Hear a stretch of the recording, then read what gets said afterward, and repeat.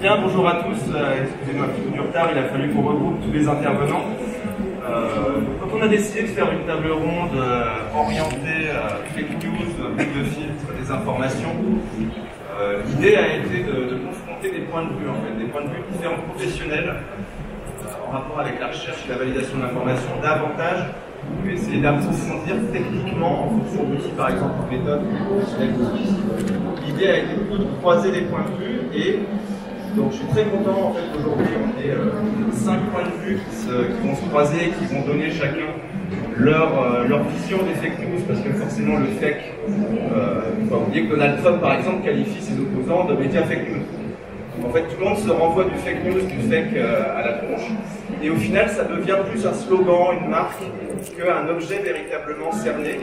Et on va voir aujourd'hui, à l'occasion justement de confrontation entre différents points de vue, que finalement, qu'il s'agisse de la façon dont on voit les fake news et surtout la façon dont on traite le problème, les approches peuvent être différentes. Donc on aura d'abord l'approche des professionnels de la recherche d'information au sens de l'intelligence économique.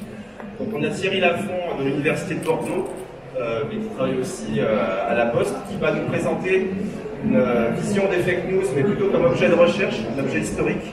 On va essayer de comprendre historiquement comment est-ce que ça s'articule entre la désinformation, le mensonge, la propagande, etc. etc. Ensuite, nous aurons Caroline Fayet, qui représentera plutôt les entreprises et les prestataires d'entreprises, et qui est aussi l'auteur de L'art de la guerre digitale. On présentera aussi les fake news, mais plutôt du point de vue de l'entreprise. Et ensuite, qui est aussi auteur d'un ouvrage sur les fake news. Et ensuite, on va avoir deux points de vue qui seront deux points de vue journalistiques. Deux journalistes d'investigation. Alors Thomas Huchon, qui, alors on lui demandera, lui il a été producteur d'une certaine manière de fake news, puisqu'un jour il a fait un...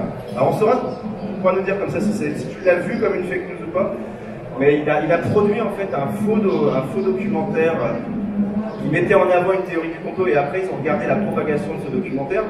Et il est surtout aussi le réalisateur du documentaire Unfair Game sur comment Trump a gagné l'élection présidentielle en utilisant justement cette arme qui était les fake news. On aura ce point de vue de journaliste et réalisateur.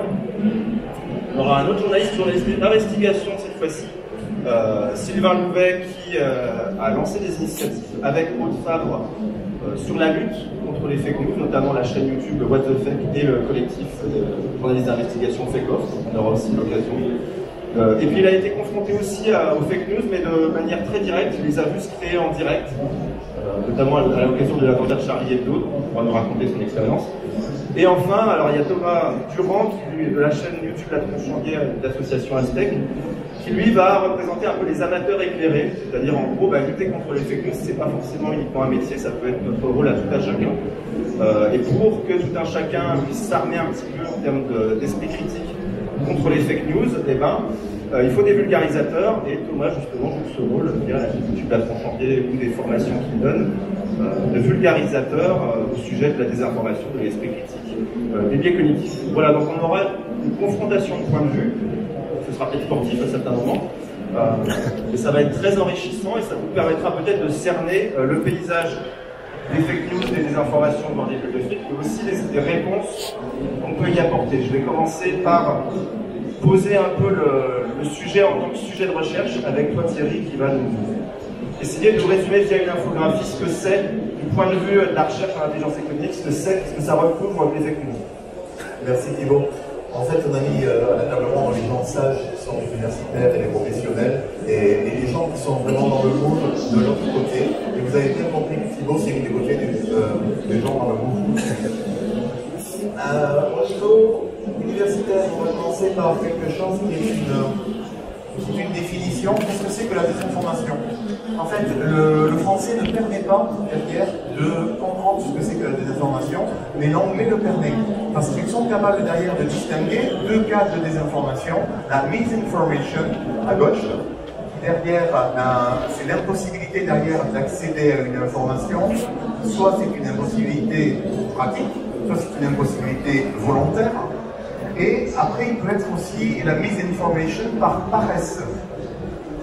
Le fait que vous vous contentiez des informations qu'on vous donne. Et la disinformation, qui est la volonté de tromper. On distingue trois manières de tromper. Soit soit derrière de la plus prégnante, de la plus simple à la plus prégnante.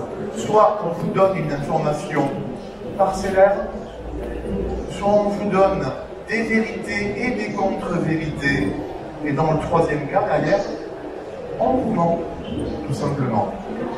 Donc de la misinformation apparaît une notion qui est la notion de bulle de filtre. La bulle de filtre, qu'est-ce que c'est? C'est rester enfermé dans un type d'information. Mais ça pouvait être à l'époque, par exemple, se lever le matin, aller à son kiosque à journaux et acheter un seul titre de presse. Vous étiez dans la bulle de filtre de la ligne éditoriale du média que vous regardiez. Aujourd'hui, on va voir avec les professionnels comment cela a évolué. Les bulles de filtre. Vous avez derrière la bulle de filtre, qu'est-ce qu'elle vous amène? Qu'est-ce que cela vous amène derrière d'avoir une source d'information réduite? En fait, ça vous apporte une notion de confort. C'est-à-dire que vous avez une protection contre la surinformation. Vous vous limitez à un certain nombre de personnes que vous suivez, un certain nombre de titres que vous regardez, vous faites une synthèse sur un outil, sur votre tablette, et derrière, votre information est limitée à ça. Et ça vous protège contre les myriades d'informations que vous pouvez avoir de part et d'autre. Le deuxième point, c'est la complétude. Vous avez un sentiment de plaisir. Vous êtes au courant de tout ce qui vous intéresse. Et vous avez donc tendance derrière à rester dans votre bulle de filtre. Le troisième point, et là on commence à rentrer dans les effets négatifs de la bulle de filtre, c'est un effet d'enfermement. L'algorithme peut vous amener aussi à un effet d'enfermement. Et le dernier point, on va l'évoquer plutôt avec les fake news, c'est un billet. On va expliquer ce que sont les billets, c'est un billet de confirmation. On va regarder les fake news maintenant qui sont, elles, issues de la disinformation, de la volonté de tromper.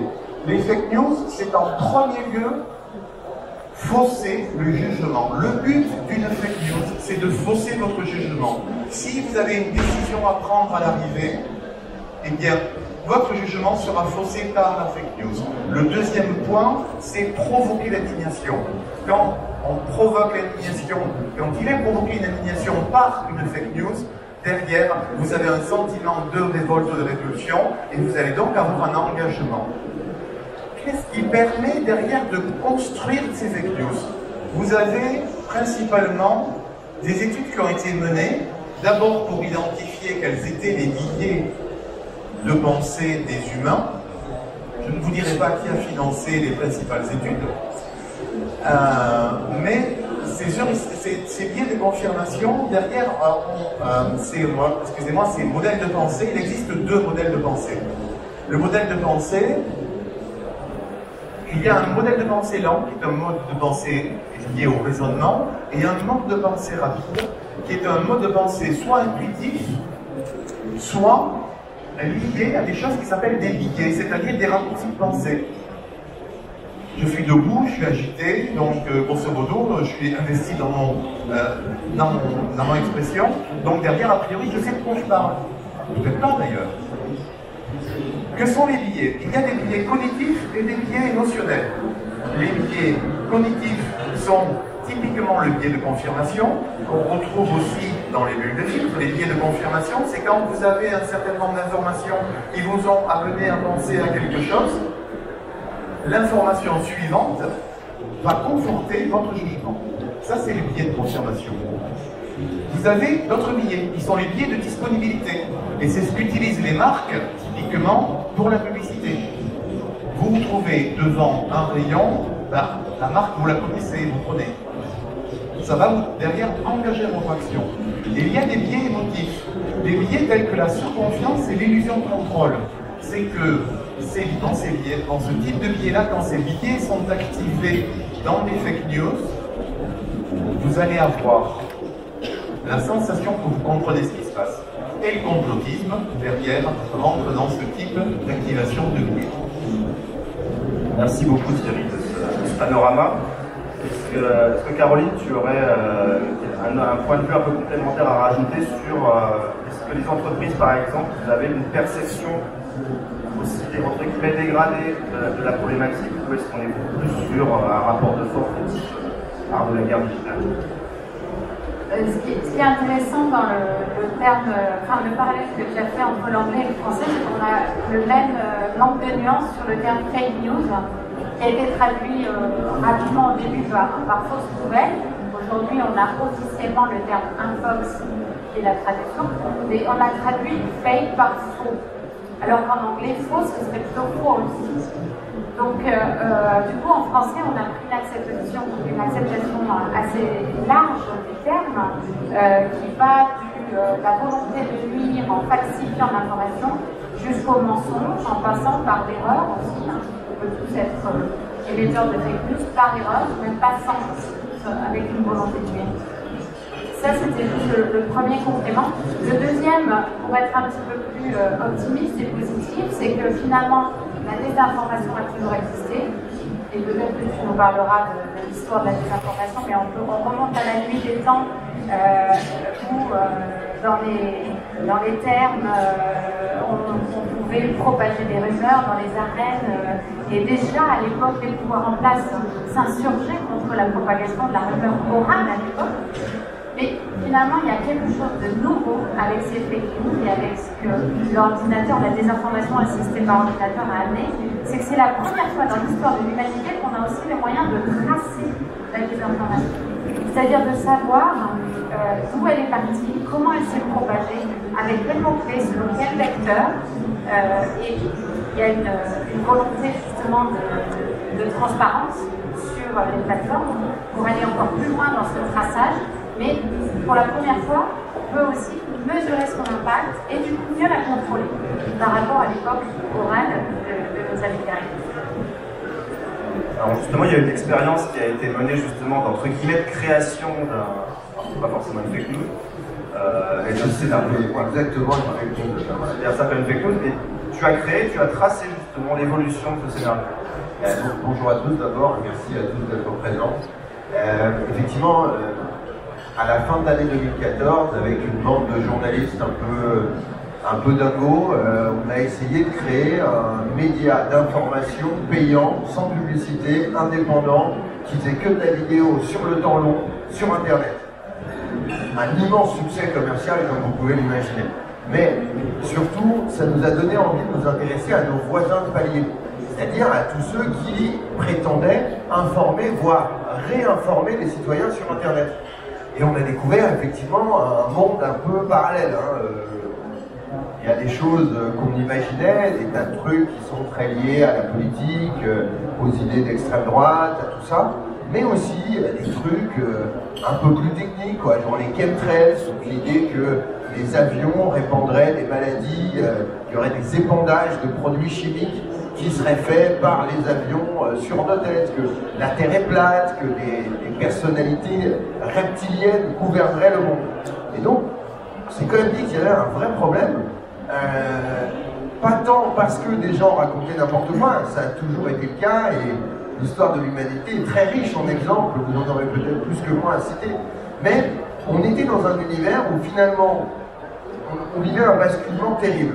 Il y a 20 ans, quand on voulait s'informer, par exemple, sur des idéologies d'extrême droite, il fallait se rendre dans une espèce de librairie obscure dans le 16e arrondissement, passer la porte, il y avait un mec avec une croix gammée tatouée derrière l'oreille, il fallait qu'il vous laisse accéder à la deuxième salle où il y avait un deuxième mec encore plus costaud, avec une plus grosse croix gammée derrière l'oreille. Et là, peut-être enfin trouver Mein Kampf et pouvoir s'acheter ce merveilleux bouquin qui vraiment nous raconte la vérité sur l'histoire du XXe siècle. Dans le premier paragraphe, c'est des propagande. Exactement. Mais du coup, aujourd'hui, le problème, c'est que quand on cherche à s'informer tout court, même pas sur l'extrême droite, eh ben on va sur Internet. Et sur Internet, c'est l'extrême droite qui a gagné la bataille des idées. C'est le Front National qui a été le premier parti français à créer un site Internet en 1994. Et n'ayant pas accès aux médias professionnels, ils ont trouvé sur Internet le moyen de diffuser leur idéologie. Ce qui fait qu'aujourd'hui, quand on tape égalité dans Google, eh ben on ne vous envoie pas sur égalité, liberté, fraternité, on vous envoie sur égalité et réconciliation, le site du polémiste antisémite Alain Soral, condamné 18 fois par la justice de notre pays pour incitation à la haine. Et donc on n'est pas exactement sur un univers de la réconciliation et encore moins de l'égalité. Et effectivement, quand on cherche aujourd'hui à s'informer, le problème, c'est pas tant ceux qui produisent de l'information que nos usages pour y parvenir. Et donc, pour essayer de mesurer la capacité de ces gens-là à vérifier une information, on a inventé un énorme mytho. Un truc qui dit que le sida a été inventé par la CIA pour s'attaquer aux Cubains, que c'est la vraie raison de l'embargo, et que les Cubains, pendant l'embargo, avec leur super médecine géniale qui déchire tout, ils ont trouvé le vaccin contre le sida. D'ailleurs, le chercheur qui a trouvé le vaccin contre le sida, il s'appelle Enrique Iglesias, et ouais, ça rigole pas. Et du coup, la fin de l'embargo n'est justifiée que par la volonté des multinationales de la santé et de leurs représentants fantoches, François Hollande et Barack Obama, d'aller voler le vaccin à ces pauvres Cubains. Ce petit film est resté 3 semaines en ligne sur Internet durant l'année 2015 et elle avait été diffusée par mon double complotiste Lionel Perrotin, un personnage que j'avais créé pour m'infiltrer dans la complosphère. Si je suis là aujourd'hui, c'est que vous imaginez bien que notre petit tour de passe-passe a été un franc succès.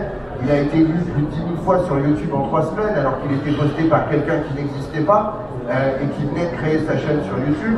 Et surtout, il a été partagé plus de 2000 fois sur Facebook, repris par tout un tas de sites de réinformation qui faisaient des portraits de Lionel Perrotin en le qualifiant de lanceur d'alerte merveilleux qui était capable de révéler la vraie vérité sur le sida. Il se trouve que ce film, qui a eu un succès mesuré et modéré sur Internet, a eu par contre un franc succès pédagogique. Ce film est devenu une arme à lutter contre les complotistes. Comment? Eh bien parce qu'un enseignant, une enseignante en l'occurrence, m'a contacté au début de l'année 2016, au mois de janvier. Elle nous a envoyé un mail sur contact@spicy. C'était la première fois qu'on nous écrivait. Elle pensait que personne ne lui répondrait jamais. Nous, on était ravis que quelqu'un nous parle enfin. Et donc, on est devenus très copains. Je me suis rendu dans sa classe et on a imaginé une espèce de dispositif pédagogique qui permettait, en montrant ce faux film sans rien dire aux élèves, de leur faire croire à notre mensonge, puis de leur montrer le vrai film, qui se rendent compte qu'ils s'étaient fait blouser. Et là, c'est le pire possible pour un gamin de 16 ans.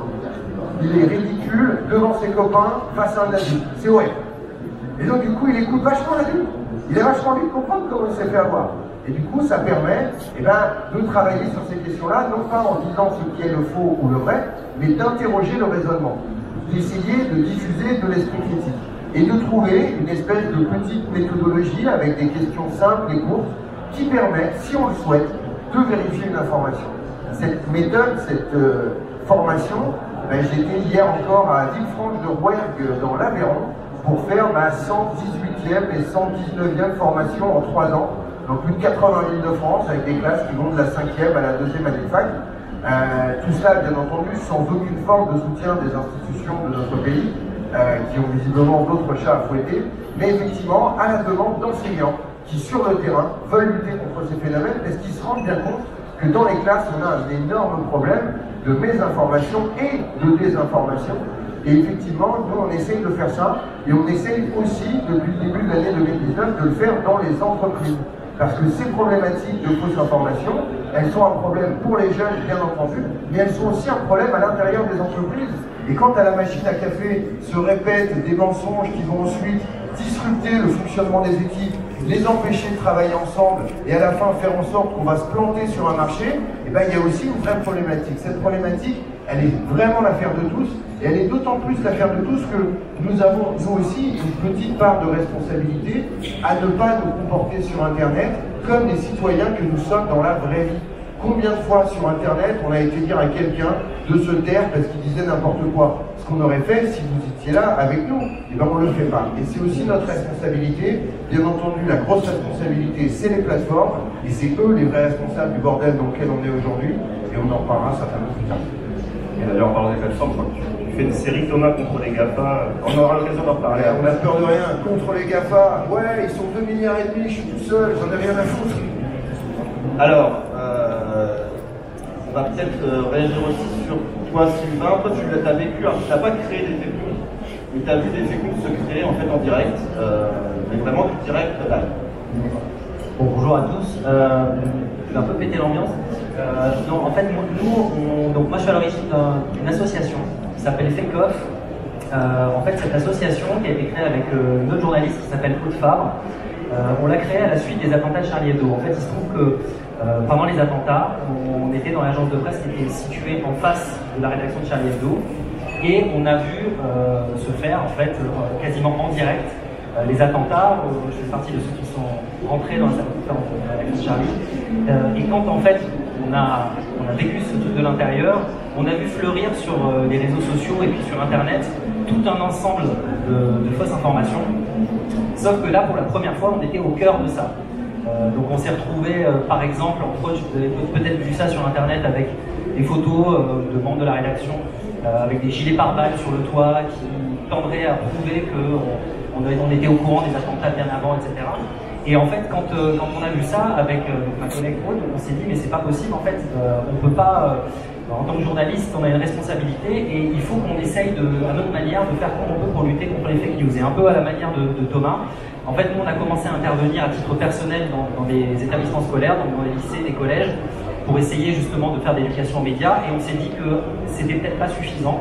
Et donc on a créé une association qui maintenant a plus d'un an d'existence, et qui est, pour le coup, on a eu un petit peu plus de chance que Thomas, est soutenue par le ministère de la Culture et par maintenant la ville de Sevran. Ça m'intéresse.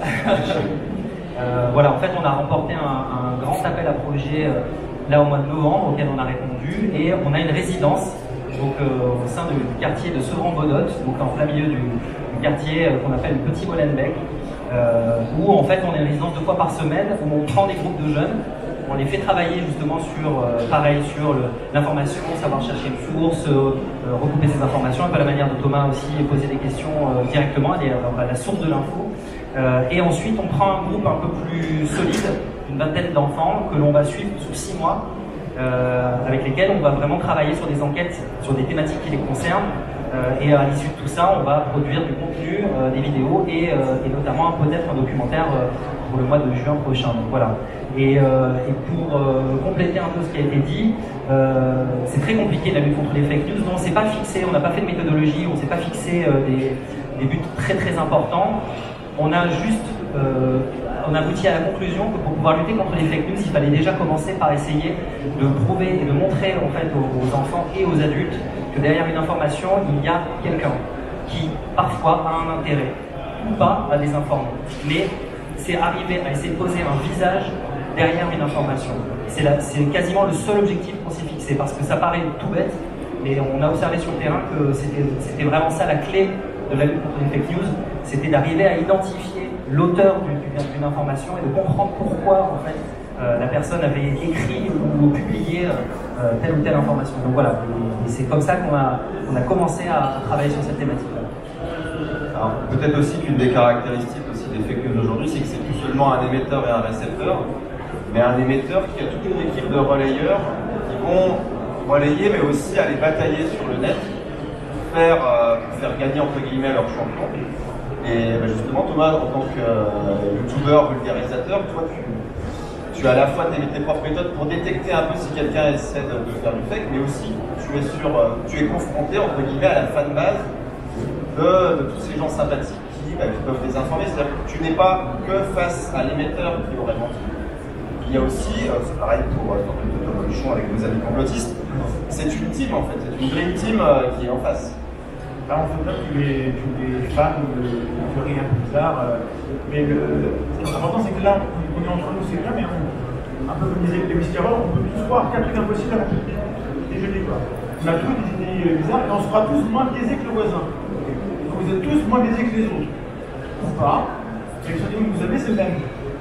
Et donc sur Internet, c'est les mêmes personnes, donc ils viennent nous voir pour nous dire à quel point on est méchant, on est dogmatique, fermé d'esprit, parce que on n'est pas d'accord.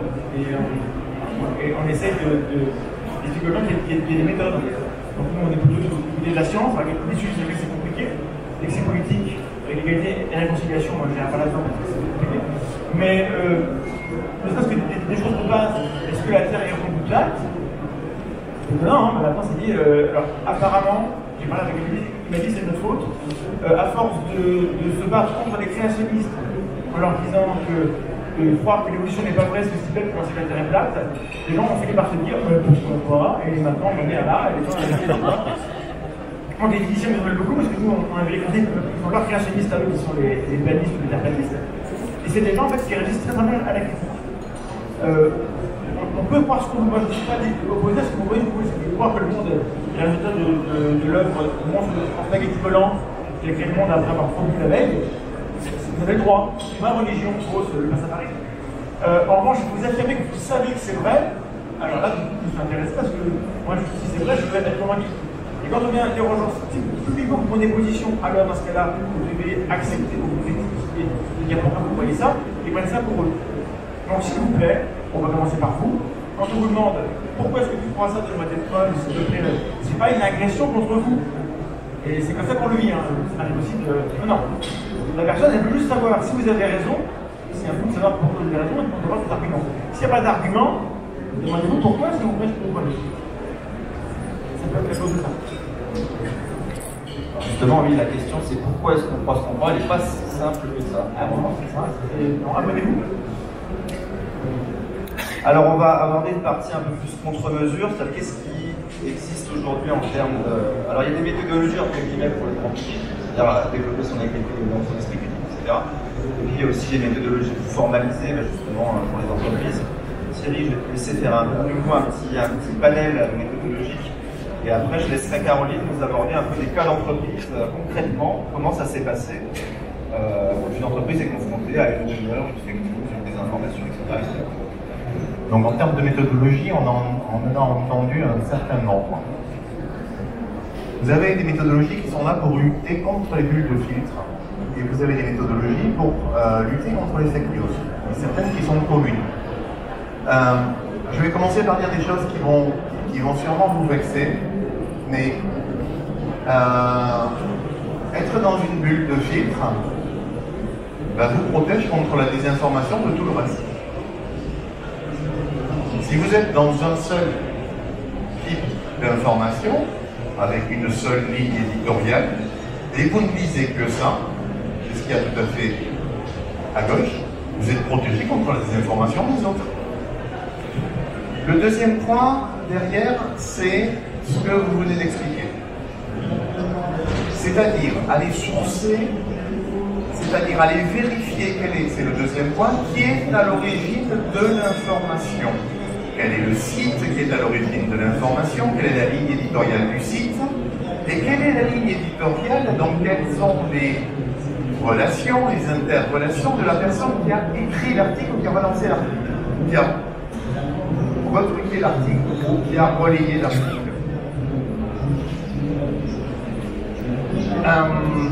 On va s'arrêter là. On va partir maintenant sur les fake news. Donc, au niveau de l'intelligence économique en entreprise, il existe un certain nombre de méthodologies développées ou utilisées par l'intelligence économique, et vous avez à votre disposition, qui a été publié donc par l'Icontech, par M. Moinet, le livre blanc Competitive Intelligence, des méthodes d'analyse issues des sciences de gestion.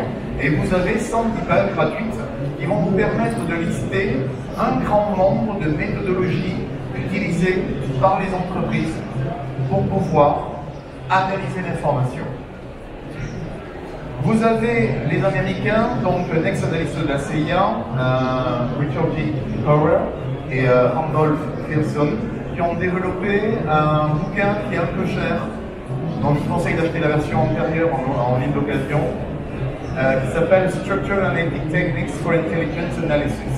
L'intéressant, c'est que vous allez retrouver un certain nombre de techniques qui sont là-dedans, un certain nombre d'autres, mais par contre, ce qui est intéressant dans cet ouvrage-là, c'est que vous avez une introduction sur les modes de pensée, système 1, système 2, les biais cognitifs, et une explication comment, dans certaines méthodologies, la méthodologie a été construite pour éviter les biais cognitifs de l'analyste quand il analyse une information économique ou une information professionnelle. Après, je vais vous expliquer un peu ce que font les scientifiques. Les scientifiques, et là nous avions un docteur en biologie à la table ronde, en fait c'est la méthodologie de l'affirmation. Et celle-là a été théorisée a été utilisée et explicitée par Isaac Ben Israel en 2003 dans Philosophie du renseignement, dans laquelle on utilise l'infirmation. Parce qu'en science, on émet une hypothèse. Donc considérer que l'hypothèse c'est une information. Et en fait, on ne tente pas de confirmer l'hypothèse, contrairement à la méthode d'à côté. On tente de l'infirmer. Pourquoi? Pour deux raisons. C'est que quand on confirme, on n'a jamais vraiment sûr que ce soit vrai. Je ne vais pas vous refaire l'histoire de la dinde de Russell, mais cherchez dinde de Russell sur Internet, vous allez voir une explication assez intéressante. Mais par contre, quand on infirme quelque chose, quand on dit que c'est pas vrai, d'abord c'est plus facile pour le cerveau de dire que quelque chose est faux. Et deuxièmement, c'est quand vous avez prouvé que c'est faux. Et toute la méthode scientifique fonctionne comme ça. On tente non pas de confirmer une hypothèse, mais on tente d'infirmer une hypothèse.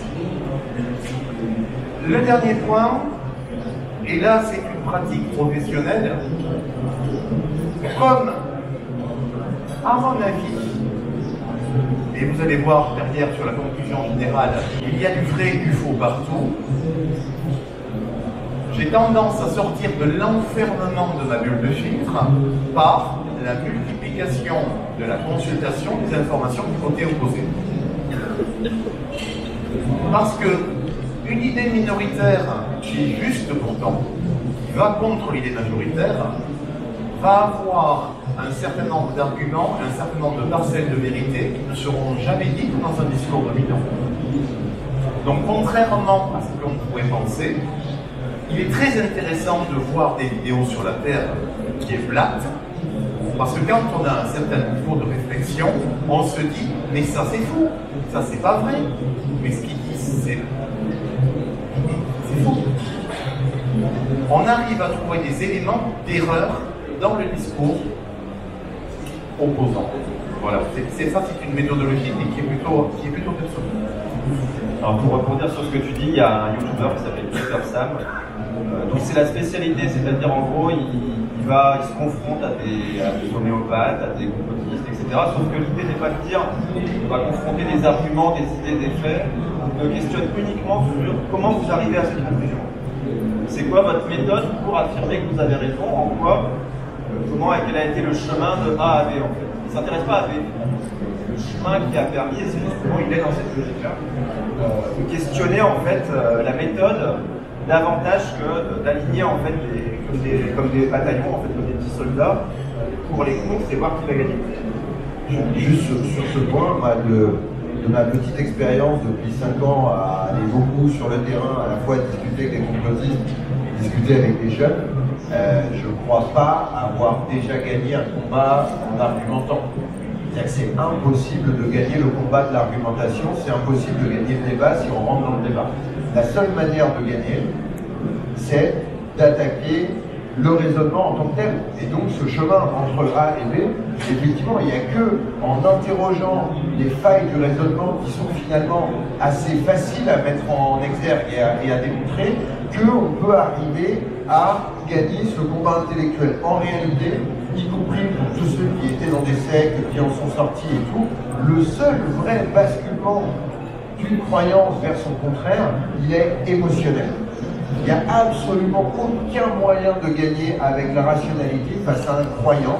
On ne parle pas de la même chose, c'est des pommes et des bananes. Et ça ne marche pas.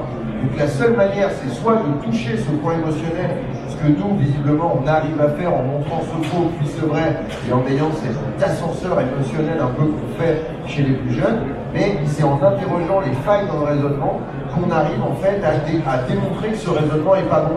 Et donc à créer ce tout petit pas de recul, de réflexion, où là, eh ben, on peut passer sur le système 2 du cerveau et se remettre à réfléchir. Je ne suis pas totalement d'accord avec Sylvain. Attends, je vais laisser Caroline parler comment ça se passe dans les entreprises, et après on va lancer la... Non, ne t'inquiète pas, je vais te dire que tu n'es pas d'accord avec ce qui est. Vas-y. Et après je lance la controverse, parce que comme c'est un entre eux, on est parti, 3 quarts d'heure. Je suis la seule femme à avoir une petite part de moi. Alors comment ça se passe dans les entreprises? D'abord, on va définir l'univers sémantique sur lequel on va travailler, puisque lutter contre les fake news, c'est un vaste débat. Donc il faut bien circonscrire le sujet. Par exemple, prenons le sujet des rumeurs sur la laine de verre. La laine de verre, vous savez, ça va isoler les bâtiments, ça va être accusé d'être radioactif, de provoquer le cancer, d'être le nouveau scandale de la viande, d'être interdit dans d'autres pays. Bref, une vingtaine de rumeurs associées à ce produit. Quand on a un champ sémantique derrière, on va pouvoir ce qu'on appelle modéliser le parcours d'influence.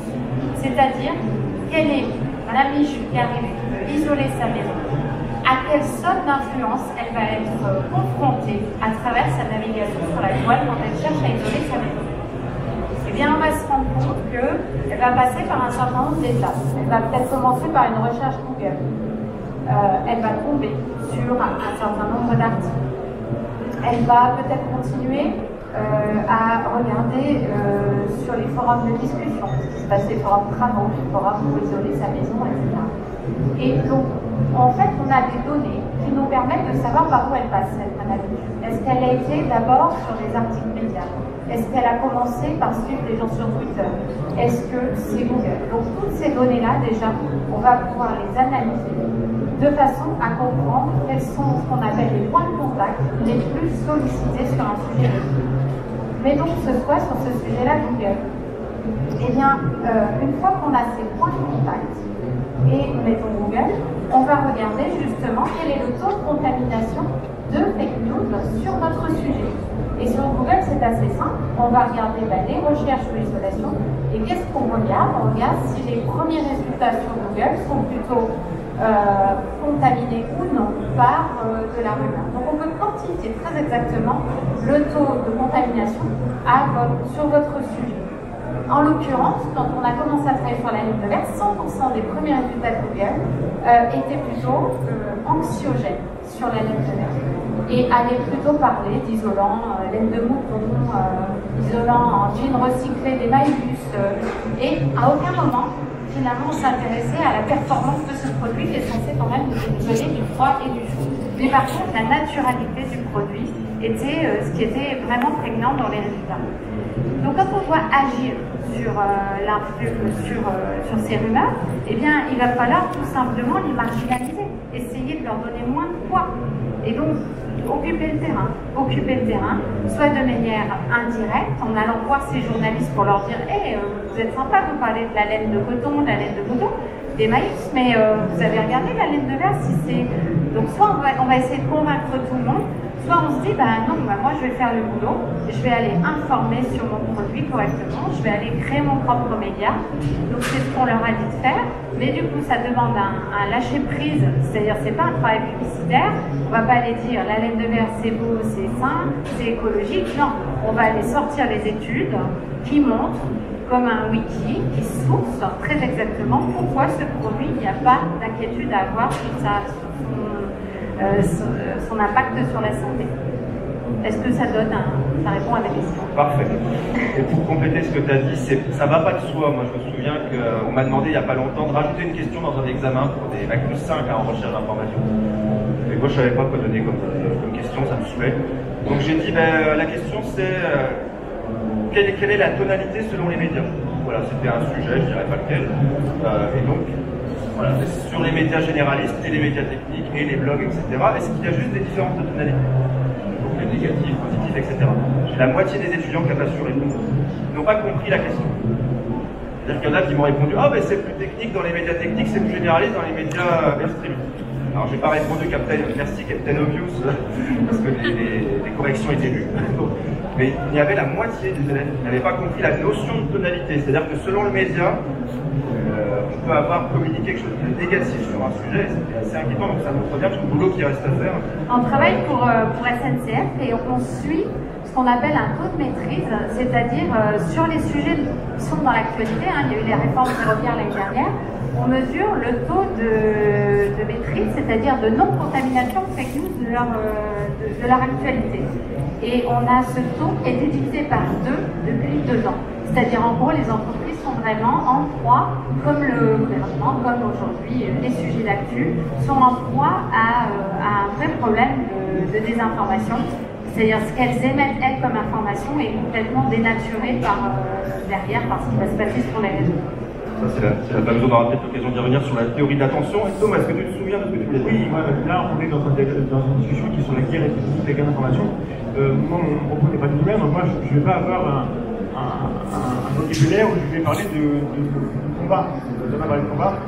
En revanche, le débat, c'est pas perdu. Il ne faut pas aborder le débat dans le but de convaincre l'autre. Il faut aborder le débat dans le but de sortir du débat en ayant mieux compris pourquoi l'autre pense ce qu'il pense. Quand on est dans cette démarche-là et qu'on montre à l'autre que ce qu'il dit est intéressant, bah tiens, là, putain, c'est intéressant. Explique-moi.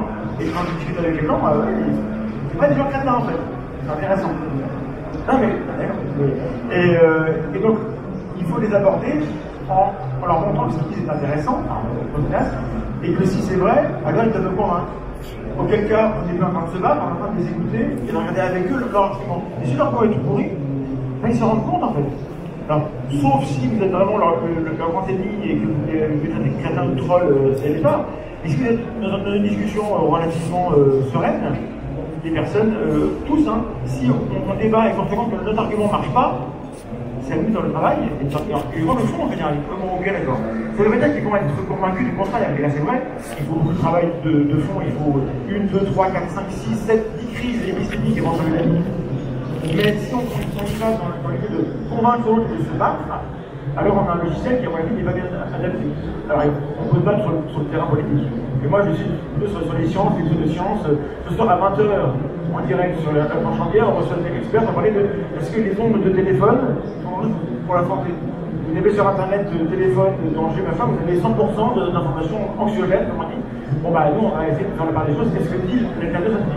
Eh bien il y a un gros décalage entre ce que la science nous dit, alors c'est pas tout, mais entre ce que la science nous dit et ce qu'on peut lire, y compris dans les médias mainstream, qui souvent se font le relais des inquiétudes des gens, bah, comment on fait quoi? Bah, si on se bat, on regarde autre chose que se battre. Je voulais juste réagir par rapport à ce que disait Thomas, c'est assez vrai, le fait d'essayer d'attaquer le raisonnement peut être une bonne porte d'entrée pour justement lutter contre les fake news, mais parfois un raisonnement bien construit peut aboutir à une fake news. C'est la raison pour laquelle, notamment quand on bosse, ces schémas sont super et je pense que toute la théorisation de la lutte contre les fake news est vraiment intéressante. Mais quand on se retrouve face à quelqu'un qui est séduit par les fake news, c'est-à-dire les enfants, là par exemple, je reprends l'exemple de nos élèves en Sevran, qui partent très très loin, c'est-à-dire qu'on a quand même, par exemple, il y a 2 semaines, je pense que tu as dû avoir ce témoignage, mais on a eu un gamin qui savait qui avait provoqué les attentats de Charlie Hebdo, et qui le savait par des éléments très concrets, avec un raisonnement qui pourrait paraître juste au regard du raisonnement. Nous, on cherche vraiment à, c'est vraiment, et je répète, on cherche à attaquer le producteur de fake news. Et ça, c'est vraiment tout l'enjeu de ça. Là, par exemple, on essaye de faire mettre les mains dans le cambouis, et on va mettre en ligne justement des vidéos de débunkage pour démêler certaines fake news qu'on a faites avec les élèves. Là, par exemple, la semaine dernière, on a travaillé autour de l'affirmation d'Éric Zemmour sur le fait qu'il n'y avait plus de juifs dans les écoles en Seine-Saint-Denis. Il n'y a plus d'élèves juifs. Donc on a passé 2 séances avec les élèves à essayer d'appeler les écoles, d'appeler les officiels, les mairies en Seine-Saint-Denis, etc. pour démonter ce raisonnement. C'était une chose. Mais on a essayé aussi d'expliquer aux élèves qui était Éric Zemmour, quelles étaient ses prises de position. Et c'est pour ça que l'attaque du raisonnement seul ne suffit pas, à mon sens, pour lutter contre les fake news. Alors peut-être une question peut-être plus politique. Toi, Thomas, tu as fait un documentaire sur comment est-ce que Donald Trump a utilisé. Alors, la question est toute simple, est-ce que c'est quelque chose de nouveau qui s'est passé avec l'élection de Donald Trump, ou finalement, ce n'est jamais que la continuité, entre guillemets, du mensonge politique qui existe depuis je crois qu'il y a Donald Trump est à la fois l'incarnation de notre époque, et à la fois il ressemble beaucoup à tout un tas de populistes d'extrême droite qu'on a vu depuis une centaine d'années. Je crois que ce qui a profondément changé dans le monde dans lequel on évolue, c'est nos chemins de socialisation, de politisation. Juste souvenez-vous, il y a 15 ans, Facebook, ça n'existait pas. Aujourd'hui, Facebook a plus d'adeptes que le christianisme. Et je vous garantis qu'on va plus souvent sur Facebook qu'on va à l'église, et surtout que Facebook en sait beaucoup plus sur vous que votre confesseur de l'époque. Et grosso modo, je crois que le vrai problème aujourd'hui, c'est pas tant les producteurs d'informations, quels qu'ils soient. Moi, je veux dire, j'ai l'impression qu'aujourd'hui, le problème, il est sur notre chemin d'accès à l'information. Et grosso modo, d'être dans des univers, Facebook, par exemple, mais Google, YouTube, Twitter le sont aussi, des endroits où on va systématiquement jouer sur notre radicalisation. En gros, si vous êtes quelqu'un de neutre et de modéré, vous n'intéressez pas les plateformes parce que vous n'allez pas les utiliser. Et donc, si Facebook pouvait nous radicaliser sur les petits chats ou du PSG, eh ben, il le ferait. Il se trouve que c'est vachement plus simple avec les 3 gamètes. Et que le seul objectif de Facebook, c'est de gagner de l'argent. Donc, que vous utilisiez la plateforme, parce que quand vous utilisez la plateforme, vous donnez des informations sur vous-même. Et quand vous donnez des informations sur vous-même, vous permettez à Facebook de vous cibler de manière plus efficace avec un message publicitaire, ce qui permet de gagner de l'argent.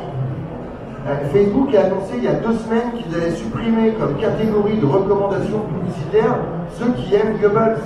Ça veut dire quoi? Ça veut dire que Facebook permettait à des publications néo-nazis de trouver la meilleure audience possible et donc gagner de l'argent en permettant à des gens d'accéder le plus facilement possible au contenu néo-nazi.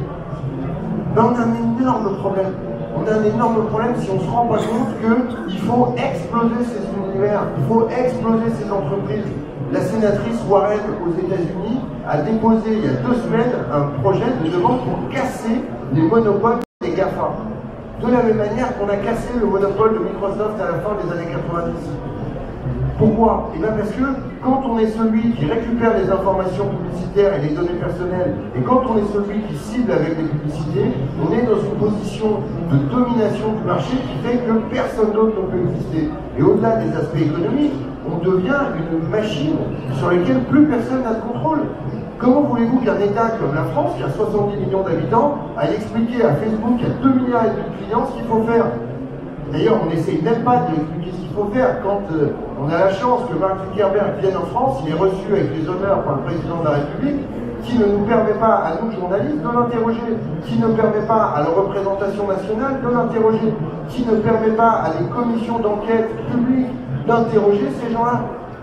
Et du coup, il y a un énorme problème. Mais je crois que on est tous là en train de se dire que c'est cool, que c'est sympa, qu'on voit la photo du fils de notre pote qui est né et tout. Mais on est dans un truc de fou là. Il faut se réveiller, il faut se réveiller très très vite. Parce que ce qui est arrivé aux États-Unis durant l'année 2016, c'est-à-dire le fait qu'une entreprise anglaise vole les données Facebook des citoyens américains pour savoir à quel point ils étaient anxieux, à quel point ils avaient peur de l'islam, ils avaient peur de l'immigration, ils avaient peur des Mexicains, pour leur vendre des publications de fake news racistes et faire basculer l'élection en faveur de Trump. Je rappelle juste que M. Trump a perdu les élections américaines.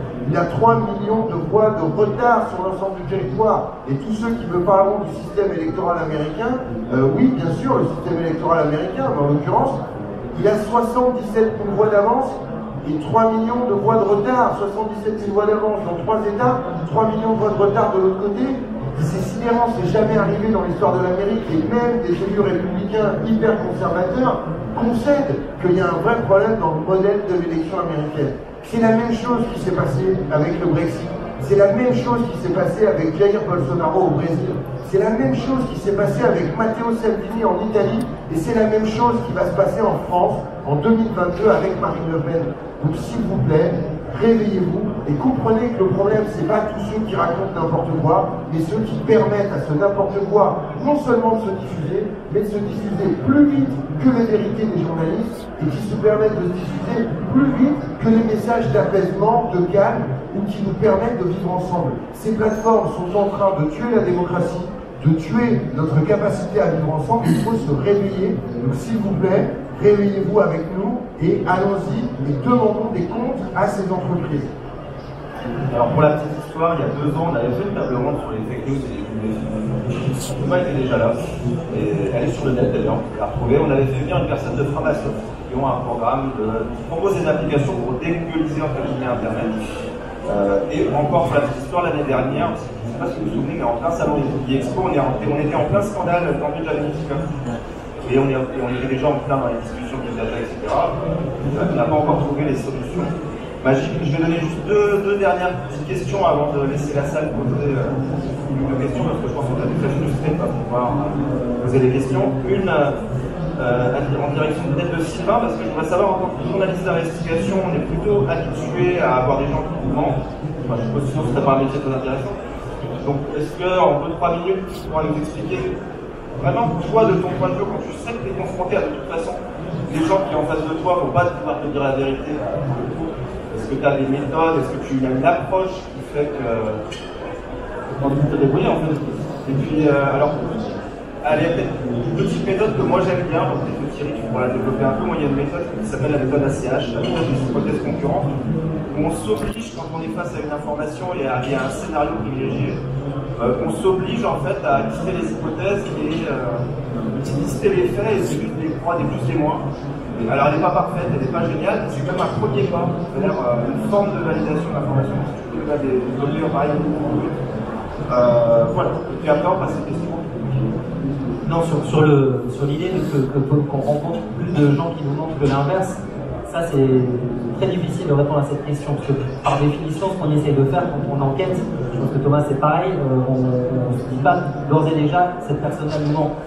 Donc nous, on fait exactement ce travail-là, c'est-à-dire d'essayer d'identifier les affirmations, de savoir sur quoi elles se fondent, tout simplement, de poser des questions sur est-ce que cette personne-là a des documents, est-ce qu'elle a un intérêt à parfois nous balancer des infos, et puis recouper derrière par son entourage si cette personne est fiable ou pas, c'est le BABA. Mais juste pour revenir, parce que c'est vraiment important sur les idées des GAFA et sur leur importance justement dans le trajet de l'information, moi j'ai été frappé, pour revenir sur ce sujet, sur un truc, c'est que quand on commence nos séances avec les élèves, on leur demande sur quoi vous vous informez. Et Facebook, très sincèrement, n'apparaît, il y a 3 mains qui se lèvent dans la classe. C'est-à-dire que penser aussi, ça marche, c'est très vrai pour les élections, c'est-à-dire penser que Facebook a une influence sur les élections, c'est très vrai, les GAFA, etc.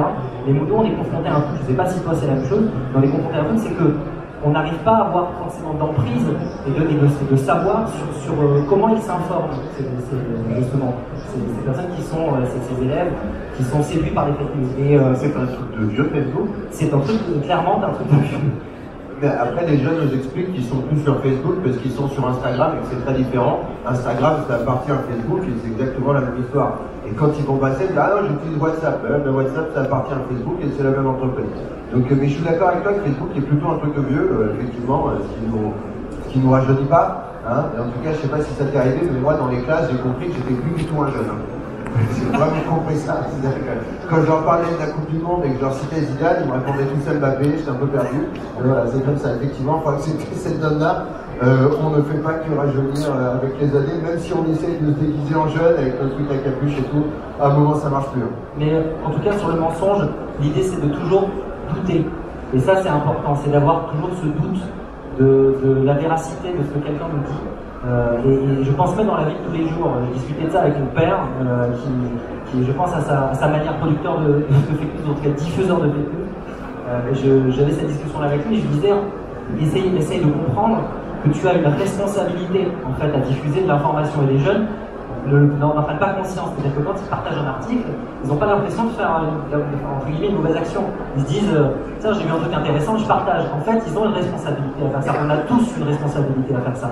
Et ça, quand quelqu'un vous parle et que vous êtes en enquête et qu'il vous balance une fausse information, vous vous dites tout de suite merde, si je diffuse cette information sur le support médiatique, télé, articles de presse, etc., je vais avoir une responsabilité évidemment à diffuser une fausse information. Donc on part du principe que le doute est très important, et c'est important que vous ayez tout ça en tête. Alors avant de te passer, quelque chose qui est important aussi, je pense, c'est moi ça m'est déjà arrivé de diffuser des fausses informations, et puis j'ai l'oreillette qui me sonne, le débunker des étoiles qui m'écrit c'est faux. Je laisse la publication en ligne, mais je mets en dessous c'est faux. Je la supprime pas. Par contre, Twitter c'est chiant. Autant Facebook on peut réécrire le post et marquer edit, le machin, ça peut arriver. Hein. Autant sur Twitter on en met plus parce qu'on peut juste mettre un tweet en dessous, et si le tweet est partagé et que les gens n'ont pas voir en dessous, bah c'est nul. On a même le cas d'un youtubeur très célèbre, 12 millions d'abonnés et tout, il a mis en ligne une vidéo totalement parce que ça se trouve que c'était super mauvaise. Je finis Thomas. Oui, si tu nous regardes encore à toi. Non, ce qui est très pervers, et c'est là qu'on est dans l'économie de l'attention, c'est que il fait 5 millions de vues sur Facebook, sur YouTube, pardon. Il se fait allumer par tout le monde. Il reconnaît son erreur sur Twitter, mais il ne touche pas à sa vidéo YouTube. Donc son tweet, il est oublié depuis belle lurette, mais ceux qui le critiquaient ont dit ah c'est bon, il a fait amende honorable, c'est merveilleux. Non, il va continuer d'engranger les vues tranquillement, mais il pourra toujours dire non, mais sur Twitter, j'ai reconnu que j'avais fait une erreur. Et on est vraiment dans l'économie de l'attention là, c'est-à-dire finalement c'est plus important de capter l'attention des gens que d'avoir une forme de véracité en fait. Donc on a vu qu'on est dans l'ère de la captologie. Le but c'est de vous garder capté sur la plateforme et de vous nourrir avec ce qui vous plaît. Donc et ce qui nous plaît, on l'aime bien, on partage et on a une bulle qui se autour. Et si on n'accepte pas de sortir de la zone du confort, qu'on a un peu ce qu'on croit qui pourrait être faux, si on ne fait pas tous l'effort, on aura un beau jeu de dire c'est la faute des plateformes. Oui, c'est leur faute, mais à un moment donné, on est responsable de ce qu'on fait. Facebook ne vous force pas à partager comme des gros salles ce que vous faites. Vous pouvez choisir ce qui est public et ce que vous faites.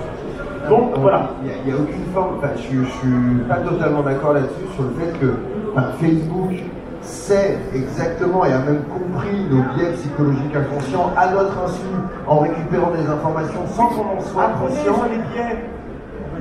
Mais oui, bien sûr, abonnez-vous à la Tronche en Biais, bien entendu, qui est une chaîne merveilleuse, et bien entendu. Mais ce que je veux dire, c'est que je crois que c'est aussi se dire qu'on a une responsabilité. Oui, on a une responsabilité, mais en fait, on est dans un univers où on a été, à notre insu, déresponsabilisé par des plateformes qui monétisent le fait d'agir sur notre inconscient et à notre insu. Donc je crois qu'il y a quand même quelque chose de perversité dans cet univers, et oui, nous assumons notre responsabilité en tant qu'individu, en tant que citoyen, en tant que journaliste aussi, mais il y a un moment où on ne peut pas nous demander de comprendre des choses sur lesquelles on n'est pas informé.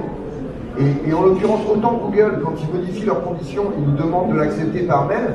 Facebook ne vous a jamais demandé de valider ces conditions. Il considérait qu'à chaque connexion depuis 2007, vous aviez validé la reconduction tacite de votre agrément aux conditions d'utilisation, ce qui est absolument illégal d'un point de vue de la législation française, par exemple. Et ce qui, j'ai terminé là-dessus, rejoignez la class action française contre Facebook menée par l'Internet Society France, à laquelle, bien entendu, je participe.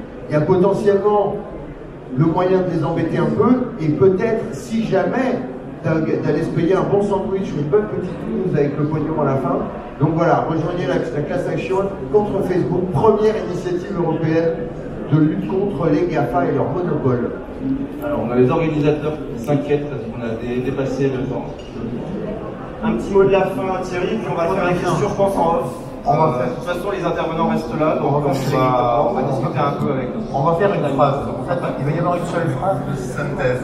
Cette phrase de synthèse, c'est grosso modo 25 ans d'information. 25 siècles d'information. Faisons un petit retour sur 25 siècles d'information. Mais en fait, c'est une phrase. Toute pensée marginale qui veut devenir dominante, toute pensée marginale qui cherche à devenir dominante, et celles qui veulent le rester, utilisent des moyens toujours plus efficaces, 1. de propagande, 2. de dorure d'image, ça s'appelle les spin doctors, 3. de fabrique du consentement, et 4. de soft power.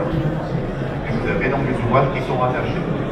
Et en termes de biais cognitifs, pour terminer, il y en a quelques-uns. Il y a à la fois tout ça de biais cognitif en bleu, tout ça de biais émotionnel. Merci. Alors les organisateurs sont très sympathiques. Je laisse à la salle quelques questions. Oui, bonjour. Levez-vous et parlez super fort. Oui, bonjour. Tout d'abord, félicitations. Je pense que vous avez traité très bien tout ce que l'on ne peut pas atteindre, c'est-à-dire le politique à l'étranger et les entreprises internationales. Donc effectivement, c'est le combat dans lequel vous êtes engagé, mais je crois qu'on a du pain sur la planche. Par contre, je crois qu'on a en France des choses qui pourraient être faites, parce que la culture sur laquelle on nous a fait abandonner l'esprit critique, la principale, c'est la publicité.